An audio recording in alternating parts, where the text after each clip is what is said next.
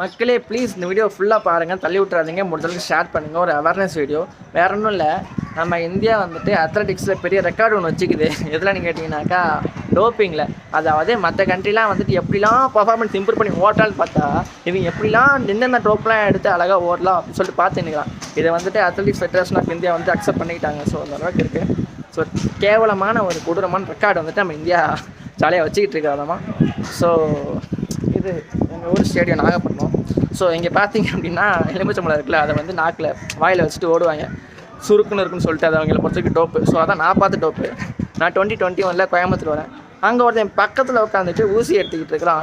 எனக்கு ஒன்றுமே புரியல. அந்த விசுவாச படத்தில் பார்க்குற மாதிரி நான் போய்ட்டு எங்கள் சீனியர்ஸை போய் கேட்டேன், என்னென்ன இது அப்படின்னு சொல்லி கேட்குறேன். அவர் வந்துட்டு இங்கே நடக்கிறது ஒன்றும் யாருக்கு தெரியாமல் நடக்கல ஜீவா அப்படின்னு சொல்லிட்டு ஒரே வார்த்தை முடிச்சிட்டாங்க. இங்கே அதுலேயும் வந்து சுலகமான விஷயம் அப்படின்னு என்னென்னு கேட்டிங்க அப்படின்னா, இங்கே இருக்கிற கோச்சஸ் இருக்காங்களே அவங்களே வந்துட்டு பர்சனல் ப்ராஃபிட்டுக்காகவும் மோட்டோக்காகவும் வந்துட்டு இதை ரெக்கமெண்ட் பண்ணுறாங்க, இதை எடுத்துக்கோ அப்படின்னு சொல்கிறாங்க பெரிய பெரிய கிளப்பில். ஸோ அந்த மாதிரிலாம் இருக்குது. ஸோ இங்கே பார்த்தீங்கன்னா இத்தனை பசங்க ஓடிட்டு இருக்காங்க, விளையாண்டிட்டு இருக்காங்க இருக்குல்ல, இதெல்லாமே வந்து ஃப்ரீ கோச்சிங். பத்தாவதுக்கப்புறம் எங்கள் ஊர்லலாம் இப்போலாம் ஓட வர மாட்டாங்க, அடித்து மண்டியில் அடித்து படிடா டியூஷன் பண்ணு சொல்லி அனுப்பிடுவான். அதையும் தாண்டி என்னை மாதிரி ஒருத்தர் வந்தான் அப்படின்னா இந்த மாதிரி விஷயத்தெல்லாம் பார்த்துட்டு ஆன்னு வாயில் போகிறதுக்கிட்ட உட்காந்துருவாங்க தான். ஸோ ப்ளீஸ் இது வந்துட்டு ஏதாவது பண்ணுங்கள். யாராவது அஃபிஷியல்ஸ் இருக்கிறீங்க அப்படின்னாக்கா அது பெருசாக கொண்டு போங்க. இதெல்லாம் கொஞ்சம் கொஞ்சமாக கண்காணிங்க. அப்போ தான் வந்து எங்களை மாதிரி பசங்க ஏதாவது பண்ண முடியும். அப்படி இல்லைனா என்னை மாதிரி இப்படி உட்காந்துக்க வேண்டியதான். So that's the thing.